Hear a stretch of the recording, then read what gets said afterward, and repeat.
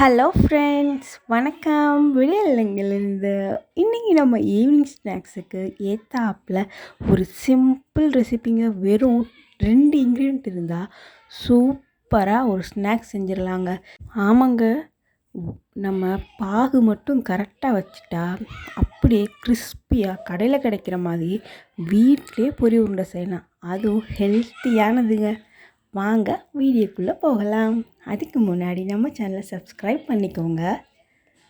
நான் இந்த பொரி கார்த்திகை பொரி தாங்க எடுத்திருக்கேன். இப்போல்லாம் டிபார்ட்மெண்டல் ஸ்டோரில் ரொம்ப ஈஸியாக கிடைக்கிது. அது நான் 4 கப் எடுத்திருக்கேன். அதே கப்பில் 1 கப் மண்டவெல்லம் நல்லா உடச்சி அளந்துக்கணும். சம்டைம்ஸ் இந்த கார்த்திகை பொரி பதத்து போன மாதிரி இருக்கும்.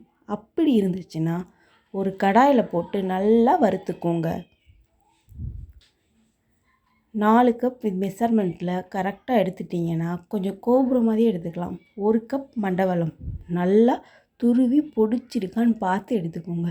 இல்லைன்னா இனிப்பு கூடுற மாதிரி இருக்கும். அவ்வளோதான், வேறு எந்த மிஸ்டேக்குமே வராது. இப்போ பாகை காய்ச்ச போகிறோம். சும்மா ஒரு பேன் எடுத்து அதில் போட்டுட்டு 1/4 கப் தண்ணி ஊற்றி நல்லா கட்டி இல்லாமல் கரையிற வரையும் பாகு காய்ச்சிக்க போகிறோம்.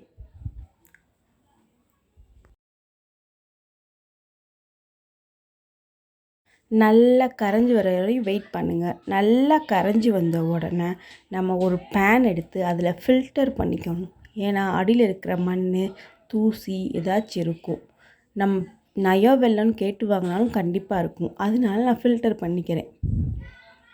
இதுக்கு பாகு வெல்லம் தான் யூஸ் பண்ணணும் அவசியம் கிடையாது. நார்மல் வெல்லம் கூட யூஸ் பண்ணலாம். நல்லா இது மாதிரி தளன்னு கொதிக்கும். நல்லா கிளறி விட்டுக்கோங்க. இப்போ நம்ம ஹை ஃப்ளேம்லேயே வச்சுக்கலாம். லோ ஃப்ளேமில் வைக்கணும் தேவையே இல்லை. நான் அடுத்து சொல்லும்போது லோ ஃப்ளேமில் வச்சுக்கோங்க. லைட்டாக முறைச்சி இப்போ ஒரு 5 மினிட்ஸ் ஆயிரும். அப்போ குறைச்சிடணும். ஏன்னா நம்ம கம்மியான இன்க்ரீடியன்ட்டில் தான் போட்டிருக்கோம். குறைச்சிட்டு நம்ம ஊற்றி பார்க்கணும். இந்த கன்சிஸ்டன்சி மேலே உங்களுக்கு நிற்கிது பார்த்தீங்களா? இது மாவிளக்கு செய்வாங்கள்ல, தக்காளி பதம்னு சொல்லிட்டு இந்த பதம் தான் வந்திருக்கு. இந்த பதம் நமக்கு தேவையில்லை. உங்களுக்கு காமிச்சிருப்பேன் பாருங்கள். இப்படி நசுக்குனா அப்படியே அமுங்கி தான் போகும். உங்களுக்கு உருட்டவே வராது. அடுத்து ஒரு 2 மினிட்ஸ் கழித்து நம்ம போட்டு கிளறி பார்த்தோம்னா கரெக்டாக வந்துடும். இப்போ நம்ம உருட்டுறப்ப தான் வரும் பாருங்களேன்.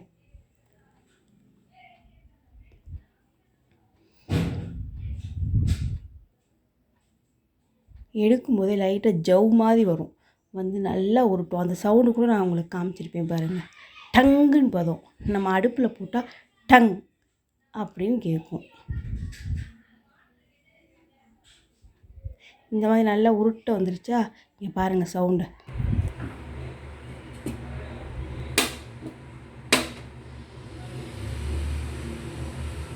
இந்த பதம் வந்தோடனே இது கரெக்டான பதம். அடுத்து அடுப்பு ஆஃப் பண்ணிட்டு 2 சொட்டு எலுமிச்சம்பழம் புழிஞ்சிக்கோங்க. ஏன்னா பிகினர்ஸ்னால் கிளறும் போதே கட்டியாயிரும். அதனால் கிண்ட முடியாது. இந்த 2 சொட்டு புழிஞ்சிக்கிட்டிங்கன்னா ஒரு 5 நிமிஷம் கிட்ட நல்லா தளர இருக்கும். அவ்வளோ அதை நல்லா கலக்கி விட்டுக்கோங்க. கலக்கி விட்டுட்டு நம்ம அவல் பொரி வச்சுருக்கோம் இல்லையா, அதை போட்டு நல்லா கலக்கிக்கோங்க.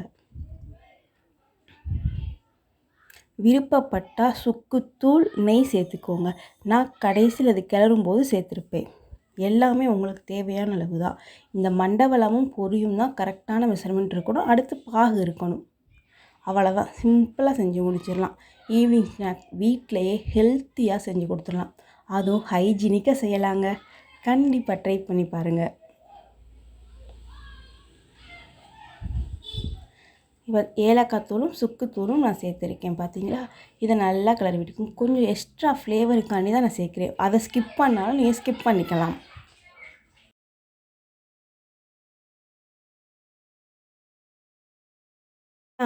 எல்லாம் கலந்து வந்த உடனே கொஞ்சம் கொஞ்சமாக போட்டு நல்லா கிளறுங்க. ஃபஸ்ட்டு எல்லாம் பரவலட்டும். அதுக்கடுத்து இன்னும் பாதி குவான்டிட்டியாக பிரித்து நல்லா கிளறிக்கோங்க. நம்ம அடுப்பில் வச்சே தான் கிளறணும். கீழே வச்சு கிளறினீங்கன்னா சூடு கம்மியாயிரும். அதனால நம்ம அடுப்பை ஆஃப் பண்ணிவிட்டு அந்த தணல்லையே அடுப்பில் சட்டியை இறக்காமல் கரெக்டாக கிண்டிக்கிட்டு இருக்கோம்.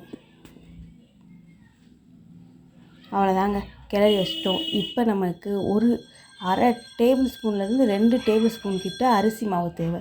அதை கையில் நல்லா ஸ்ப்ரெட் பண்ணிவிட்டு ஒரு உருண்டை உருட்டியிருப்பேன் பாருங்கள். நல்லா திருப்பதி லட்டு மாதிரி உருட்டியிருப்பேன் பாருங்கள். ஏன்னா சூடு பொறுத்து தான் ஆகணும் கண்டிப்பாக. இல்லாட்டினா நீங்கள் மிச்சப்பட்டுருச்சுன்னா ட்ரேயில் போட்டு நல்லா பர்ஃபி மாதிரி கூட கட் பண்ணி சாப்பிட்டுக்கலாம். அரிசி மாவுலேயே எவ்வளோ அழகாக உருட்டை வருது பார்த்தீங்களா? உங்கள் தேவைக்கேற்ற சைஸை நீங்கள் உருட்டிக்கலாம். நான் பெருசாக உருட்டிக்கிறேன். இதில் 8 பந்துக்கிட்ட கிடச்சிச்சு பொரி உருண்டை. அவ்வளோ பெருசாக உருட்டியே 8 கிடச்சிச்சு. நீங்கள் குட்டி குட்டியாக உருட்டினீங்கன்னா நேரம் ஆகிறனால கொஞ்சம் உங்களுக்கு மிச்சப்படுற மாதிரி தான் ஆகும். நீங்கள் பர்ஃபி மாதிரி கட் பண்ணுறதுல கொஞ்சம் கிறிஸ்பியாக அது தூள் தூளாக்கிடுவோங்களா, அது மாதிரி கூட வச்சு சாப்பிட்டுக்கலாம். தாங்க ரொம்ப ரொம்ப சிம்பிளான டிப்ஸ் எல்லாம் ஃபாலோ பண்ணி செஞ்சீங்கன்னா நம்மளும் வீட்டிலேயே ஹைஜீனிக்காக ஒரு குட்டி குழந்தைக்கு ஏற்றாப்புல ஸ்நாக்ஸ் செஞ்சு முடிச்சிடலாங்க. சூப்பராக இருந்துச்சுங்க. அவ்வளோ கிறிஸ்பியாக அவ்வளோ டேஸ்டியாக இருந்துச்சு. கடையில் வாங்கினா கூட நம்மளுக்கு 1 வாரம் இல்லை 3 நாள்லேயே பதத்து போயிடும்.